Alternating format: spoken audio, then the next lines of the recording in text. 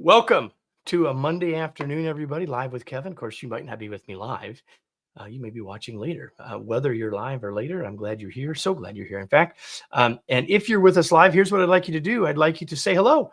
Go into the chat function, comment section of whatever social platform you're in, and just say hello and tell us where you're from. I'd love that. My guest would love that. And then we get you used to using your fingers, because here's the thing: for the next 30 minutes or so, I hope that if you have a question, you will ask it. If you have a comment, you would share it. If you had an idea, you would offer it, right? Because if we were around a table having a conversation in physical proximity, you would engage in the conversation. And that's exactly what I want you to do here too. And I'll do my best to include those comments as we go. And by doing that, it'll be a better conversation. And by doing that, you'll get more from it. And guess what? Eventually, it'll be a better podcast, because look at that over my shoulder. Whoops, this corner. Some week I'll get that right, that it's always this side. This will eventually be an episode of the Remarkable Leadership Podcast. So what I'm going to do now is do the break in for that. We'll do the live open, and we'll get into what will eventually be the podcast. And again, I'm so very glad that you're here. So Marissa, this is for you in 3, 2, 1. Leadership is a journey. Our guest today has been on that journey as an entrepreneur and business owner, and helped countless others on that journey too. His specialty is CEOs, but his principles of high growth leadership success apply to all of us. And that's why I'm welcoming you to another episode of the Remarkable Leadership Podcast, where we are helping leaders grow personally and professionally to lead more effectively and make a bigger difference for their teams, organizations, and the world. If you are listening to this podcast, you could be with us live for future episodes on your favorite social channel. You can get all the information about when those live episodes are happening, therefore interact with us sooner and get this information sooner by joining our Facebook or LinkedIn groups, just 2 of the places where these are simulcast. Go to remarkablepodcast.com/Facebook or remarkablepodcast.com/LinkedIn to find out when they're happening. Sign up for that group, join us, get the inside scoop, and know when episodes are coming. Today's episode is brought to you by my latest book, Flexible Leadership: Navigate Uncertainty and Lead with Confidence. It's time to realize that styles can get in our way, and that following our strengths might not always be the best approach. In a world more complex and uncertain than ever, leaders need a new perspective and a set of tools to create great results for their organizations and team members. That's what Flexible Leadership provides you. Learn more and order your copy now at remarkablepodcast.com/flexible. And with that, we got that business out of the way. Let's bring in our guest. His name is Patrick Thean. He is an international speaker, CEO, coach, and serial entrepreneur whose mission is to help leaders build great companies and achieve their dreams. All those in favor, say aye. Patrick's journey began when he was named Ernst & Young's Entrepreneur of the Year in North Carolina after growing his first company to number 151 on the Inc. 500. Since then, he's been on a mission to share his wisdom with CEOs worldwide, guiding them through the complexities of leadership and high growth success. He's the best-selling author of Rhythm: How to Achieve Breakthrough Execution and Accelerate Growth, which led him to be on our show the first time.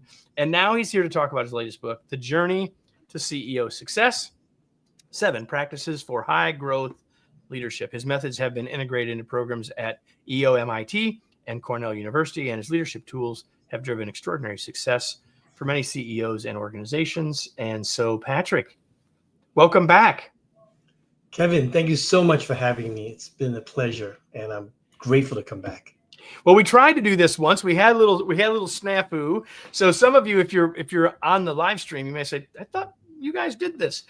Well, we started, but we didn't finish. We're here and we're excited to be doing it. So it's been a while. It's been over a year since you and I were together for Rhythm.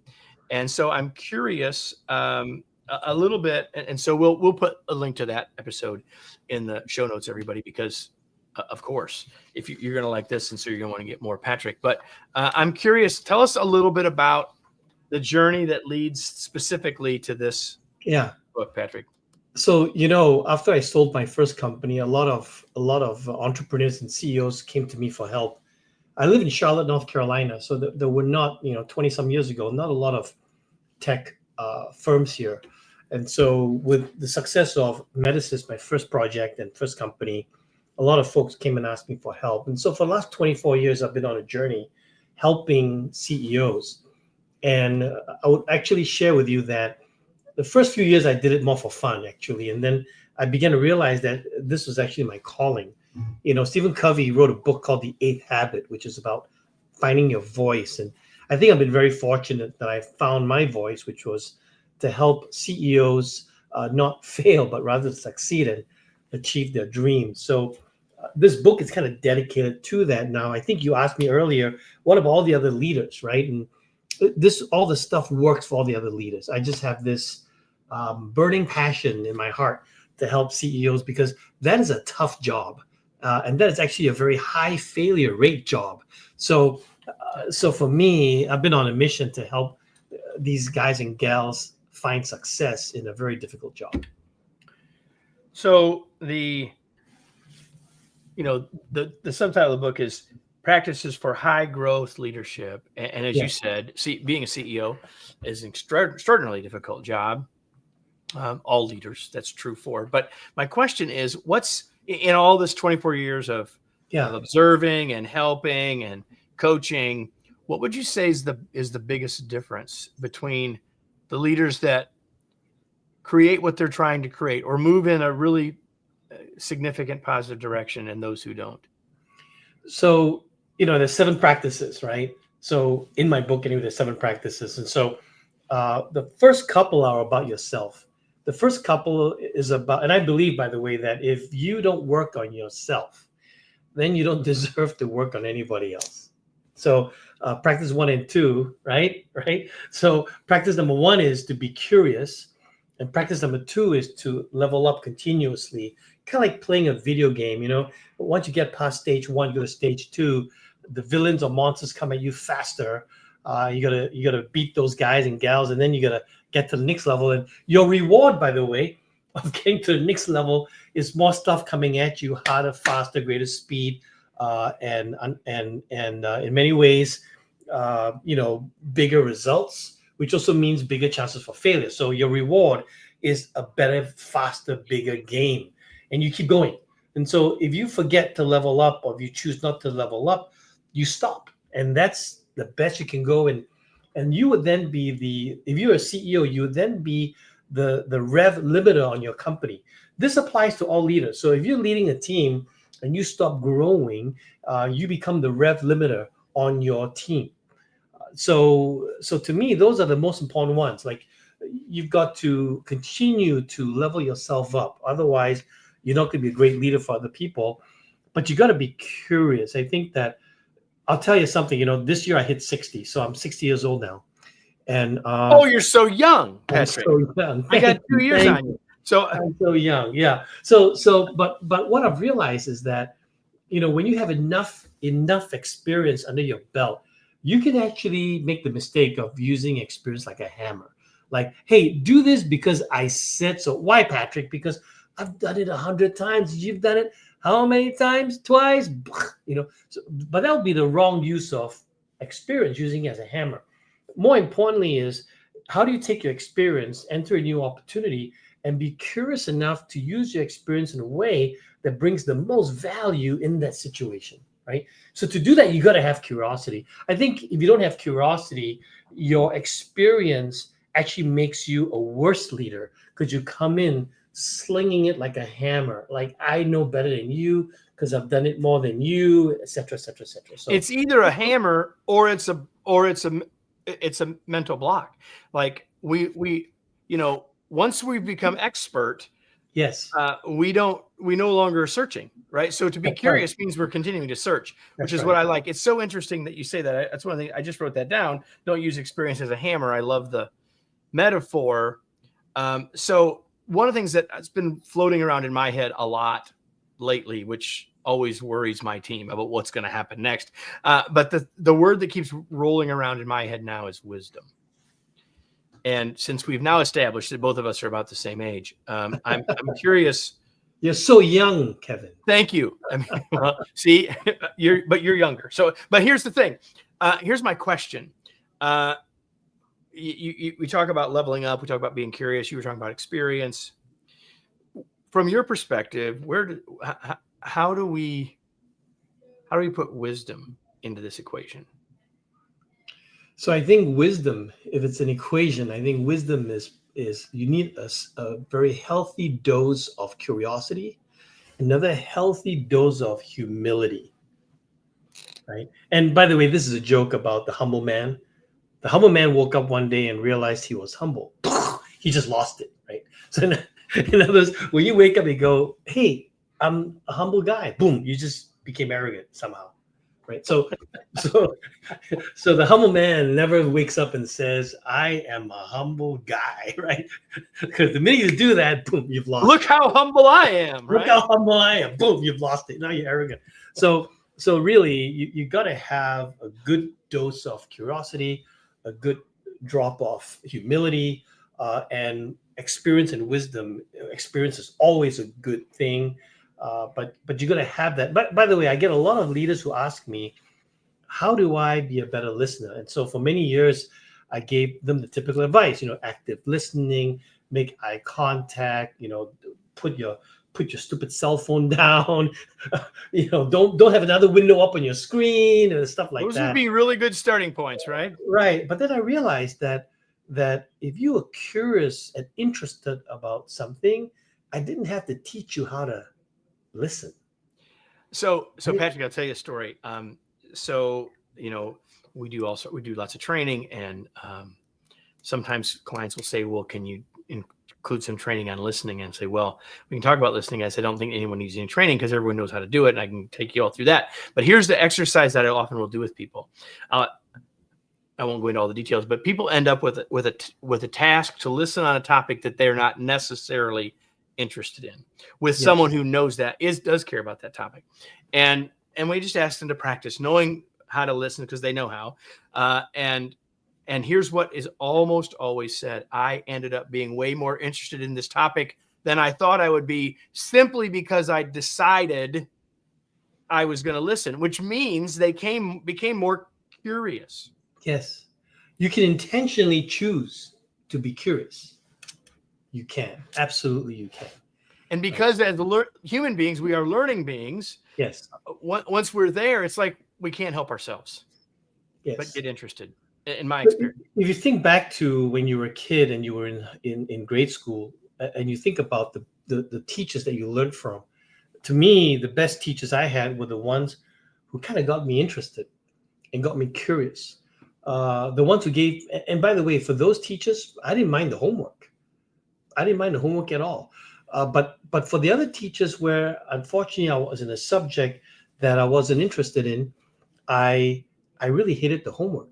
But here's the thing that made me realize that curiosity and interest is a key component to learning, is that over the grades, I had different teachers for the same topics. Well, one year, those topics were really interesting. Another year, the topics were terrible, but they were the same topic. So really, the person who led the class, the teacher, was able to ignite my interest and curiosity, whereas the other teacher was not able to ignite my interest and curiosity. And I think the other component here is about caring. The teachers that got me going were ones that cared about me as a person, not just the topic, but about me as a person. So I think all those things add up to us being curious. So for me, I've got this thing that some people would say is rather selfish, but I will not take on a customer that I don't enjoy or don't feel like I could really love and care, because I found that it just made it easier. Like if I liked the customer, I just automatically cared for that person. And so for customers that I didn't enjoy, I've been in business long enough to know that I need to figure out how to care about that person. Otherwise, I'm not going to be genuine. Can't fake genuineness, right? So I try really hard, and but it takes a lot of energy for me. So over time, I began to decide that I'm only going to take on customers that I like, because it was so much easier for me to be interested in the person, to be curious about the person, to like the person. to care about the person. By the way, my co-author in my new book, Michael Prager, he's the CEO of Avid Exchange, which is a public company today. So I started working with Michael Prager 24 years ago, helped him start Avid Exchange, and today it's a public company.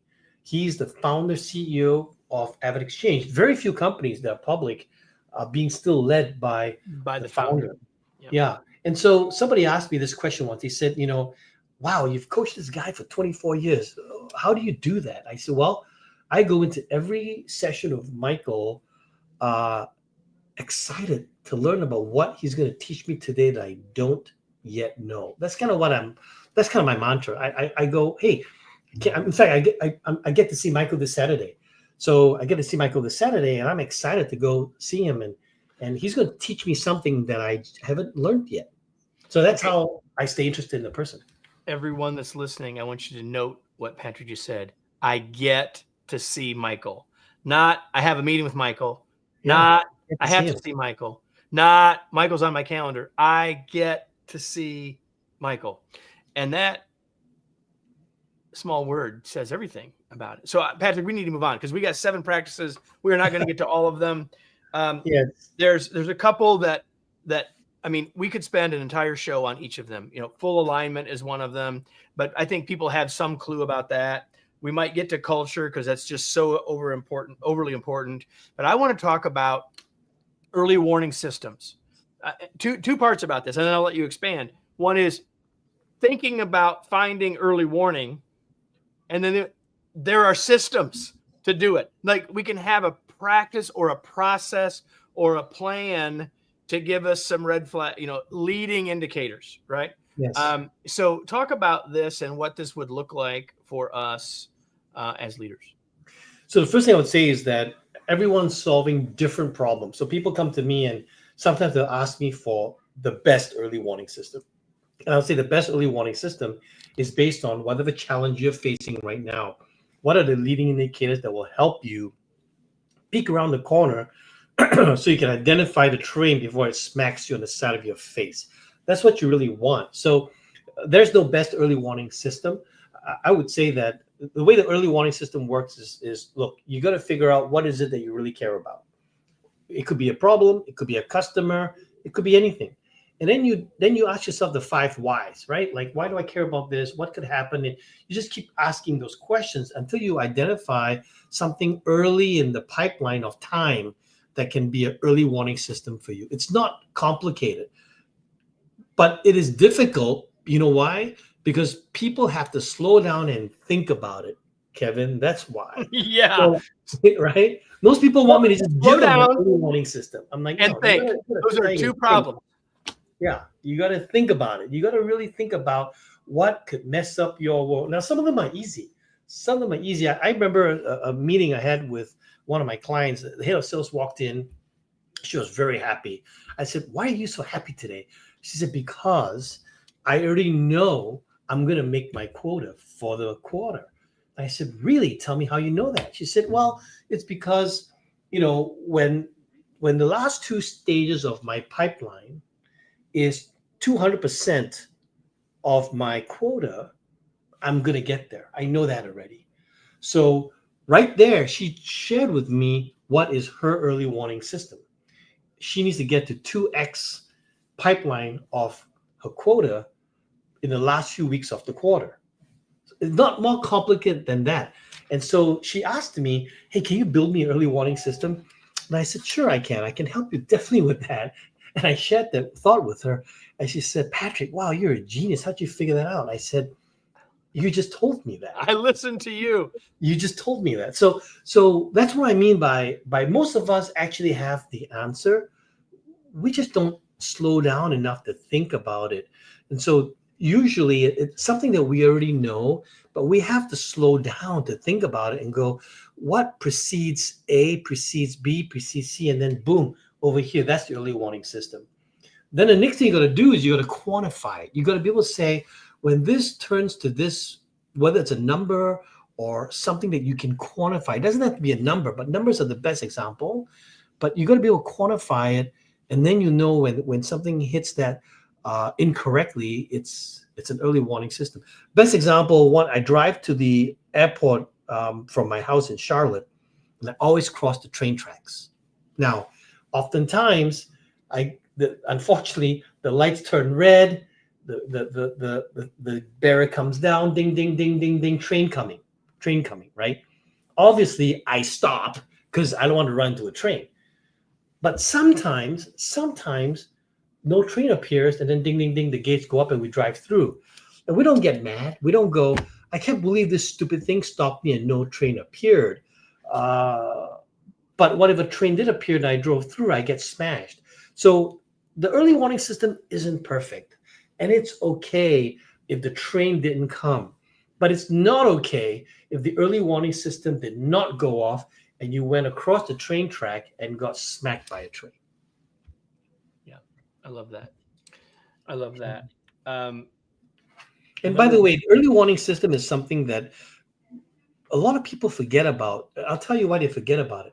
Because we get too tunnel vision. We get so tunnel visioned into the goal that we don't see what's coming on the side. So it's your peripheral vision that needs to be adjusted so you can see. Yeah, we get laser focused, and we would say, well, that's good. Yes, and right. Yes, and right. Laser focused, but still moving your. I could tell a story from growing up that wouldn't apply to anyone who wasn't a farm kid, but it's exactly what I'm thinking. Like, you got to know where you're going, but you got to keep moving your eyes. If you don't do that, you got a problem, right? Yes. And that's when you see that early warning system that provides some of the peripheral vision. By the way, I'm sure you know the movie Jurassic Park. Did you see the movie Jurassic Park years ago? I did not. Oh my goodness. Okay. As it turns out, but that's okay. Everyone can judge me. Nope, that's okay. But there's a scene where the hunter is hunting these velociraptors. Yep. And he's zeroing on his prey. He's about to shoot the velociraptor when the two other velociraptors appear by his side. So he was so zoned in on that one particular one, he forgot that there were three of them. He knew there were three of them, but he forgot about the other two. He was so zoned in, and the other one just let him target him until he was right there, and then the other two showed up, and of course he lost.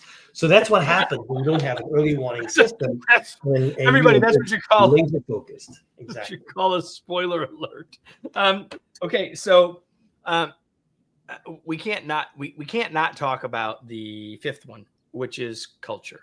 And the question, I mean, it's one of the 7 practices, and we've had lots of episodes on this podcast. It doesn't surprise you, Patrick, where we've talked about culture in one way or another. But the question I want to ask you here is, because you talk about it, and I agree with you, why is culture more important now than ever? So a couple of thoughts about culture. The first is that the pendulum has swung back and forth between, and it's an employer's world to an employee world, swinging back right now to an employer's world to some degree, but it's never going to go back all the way up here. So therefore, most of us are always looking for great employees. And in this war for talent, you want to get the best talent trying to come to work for you. And then you want to get them to choose to stay.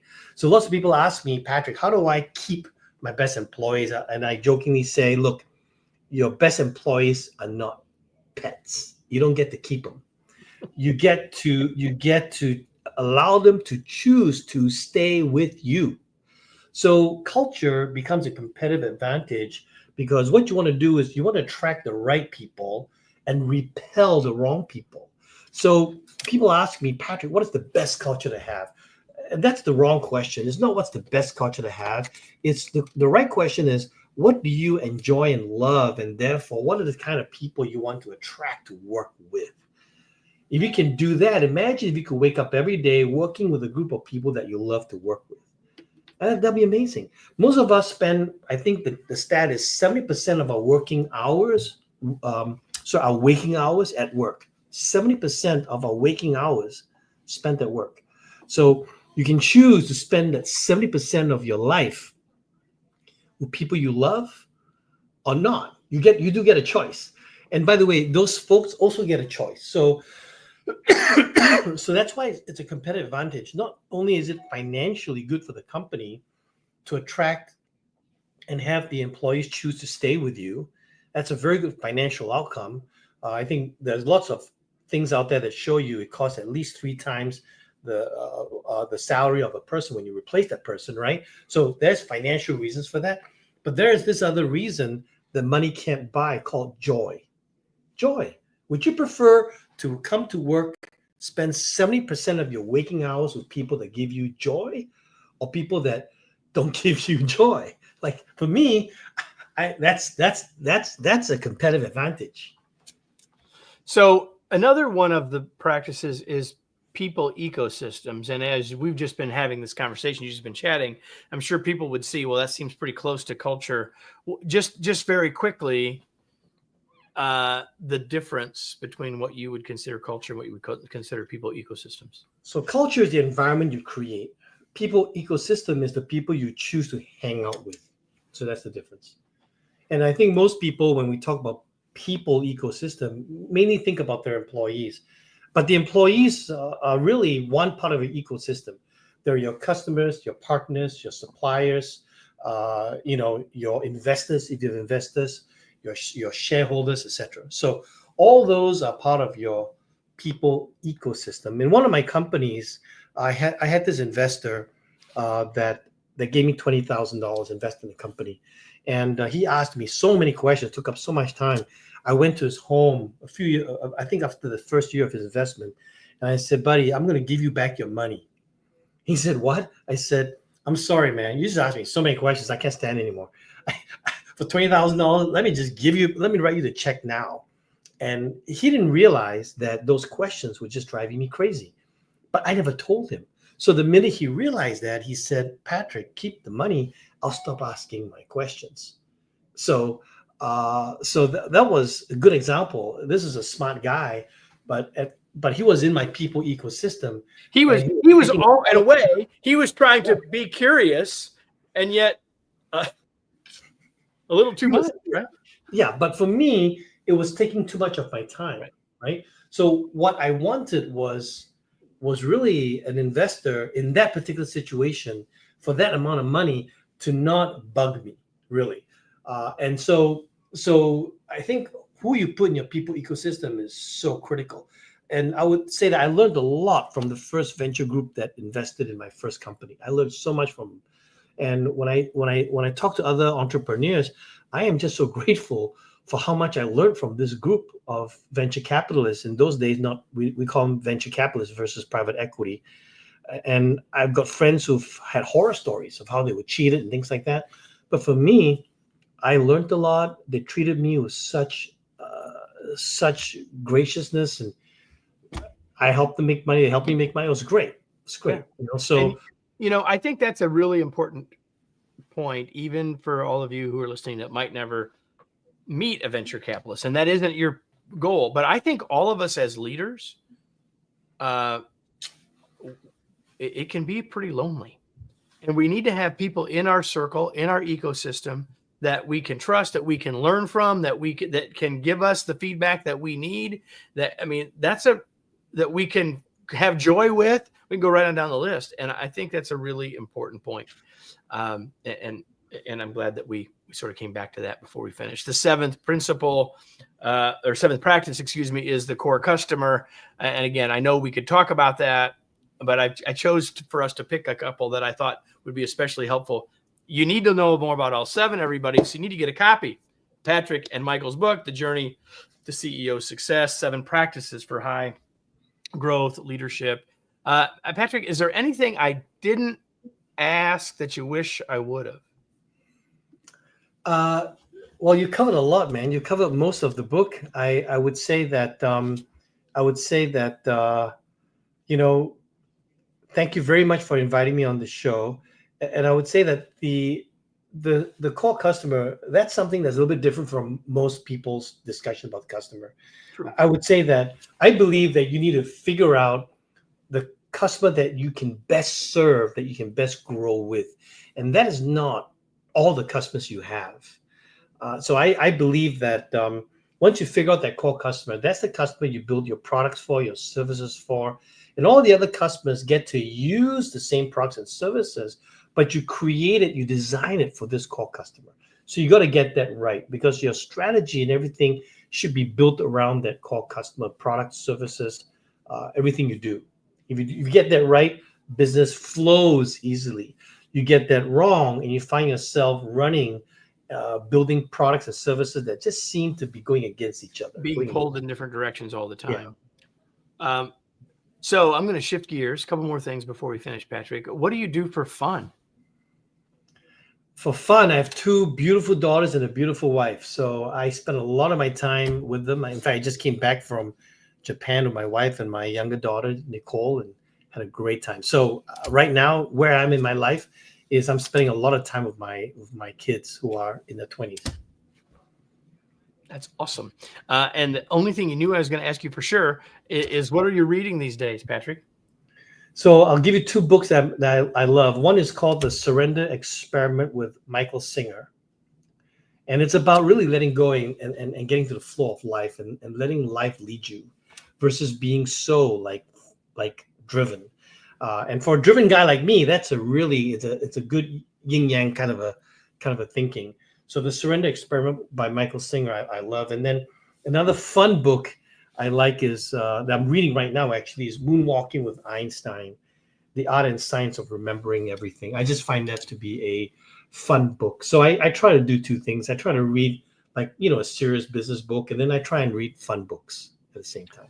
Moonwalking with Einstein. We'll have both of those books as well as both of Patrick's books in the show notes, so all of you can get access to those.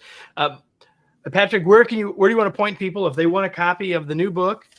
Where do you want to point people? How can they get connected with you? What do you want to tell them?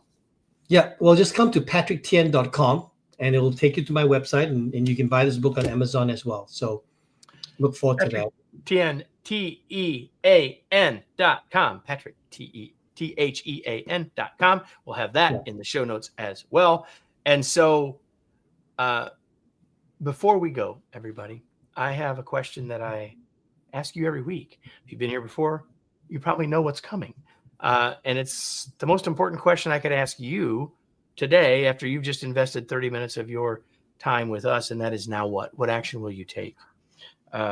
Maybe, and we hope, that is to go buy a copy of Patrick's book. But that's not really what I mean. Maybe there's something that you heard Patrick say about being curious.